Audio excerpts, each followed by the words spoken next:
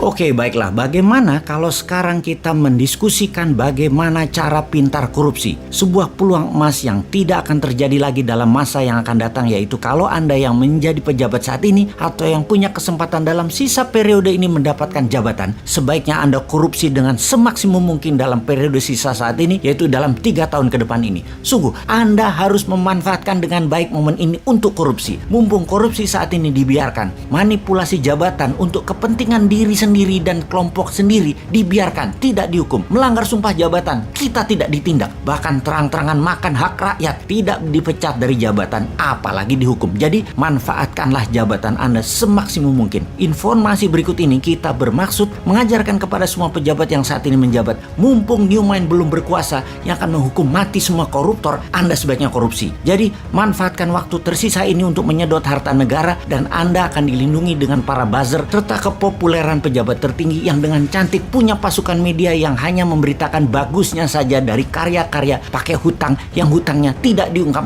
hanya bentuknya yang diekspos, hanya yang sukses seperti jalan tol, bandara, sirkuit atau apapun, semua yang sukses saja yang diekspos. Kita akan mengajarkan bagaimana korupsi itu dilakukan. Oke? Pertama, mainkan anggaran daerah, anggaran pusat, anggaran departemen, dan anggaran BUMN. Pastikan Anda punya teman atau sahabat yang Anda percaya untuk dimenangkan tendernya, diatur pagunya, dibuatkan spek produk sesuai dengan bohir Anda. Teman Anda tadi pastikan punya mitra yang memang pengalaman untuk bisa menyelesaikan proyek tersebut sebagai subkontraktor atau sub-supplier Anda. Teman Anda yang dimenangkan tendernya dan mendapatkan proyek tadi tinggal disubkan, nggak kerja, dapat cuan. Pastikan semua proyek dan anggaran di tangan Anda jatuh ke perusahaan kroninya Anda. Cara kedua adalah ciptakan proyek angin ribut dalam tanda petik. Proyek terlihat keren dan yang membuat masyarakat akan melihat Anda seperti orang sukses. Kemudian buat teman Anda yang dapat proyeknya tersebut. Proyek angin ribut ini kalau di daerah kerjasama dengan DPRD, pastikan semua politikus dapat permen jatah premannya. Kalau di pusat, pastikan sobat politikus Senayan dapat juga, yaitu untuk meloloskan anggaran atau membuat peraturan yang menguntungkan Anda para pejabat. Kemudian buat proyek yang ada asingnya dengan membodohi pemimpin tertinggi, seakan kalau ada uang asing,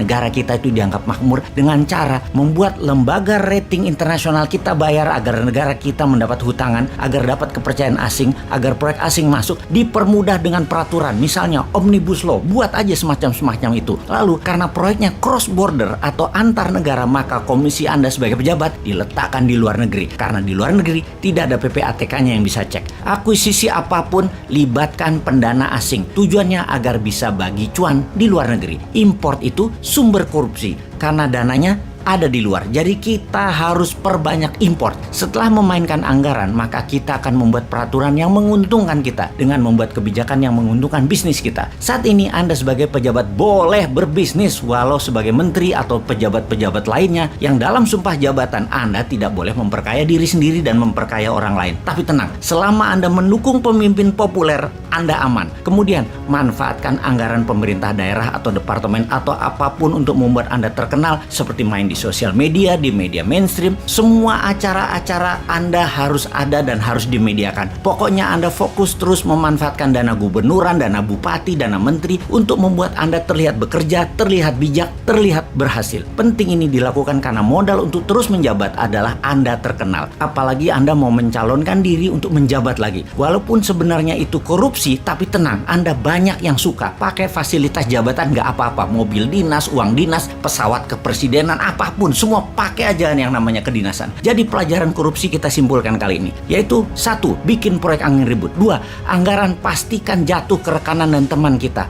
3. Ubah peraturan dan kebijakan pemerintah pusat, pemerintah daerah, departemen yang menguntungkan teman-teman kita. 4. Perbanyak proyek antar negara agar komisi berada di luar. 5. Buat proyek multi-year sampai di atas 10 tahun agar yang menanggung bukan Anda lagi ketika Anda tidak menjabat, dan komisinya kan dapat di muka. Misalnya beli pesawat terbang 100 unit selama 10 tahun. Nah, komisinya kan di depan dan anggaran nyicil 10 tahun termasuk penyerahan pesawatnya nanti. Biarkan pejabat kemudian yang pusing dan rakyat yang pusing. Terakhir adalah gunakan fasilitas dan anggaran jabatan untuk membuat Anda terkenal di media. Oke, kita jelaskan nanti yang lebih rumit lagi, namun dapat dipastikan rakyat tidak akan tahu. Jadi yang sedikit ini dulu diperbanyak korupsinya. Selamat menikmati sisa jabatan Anda.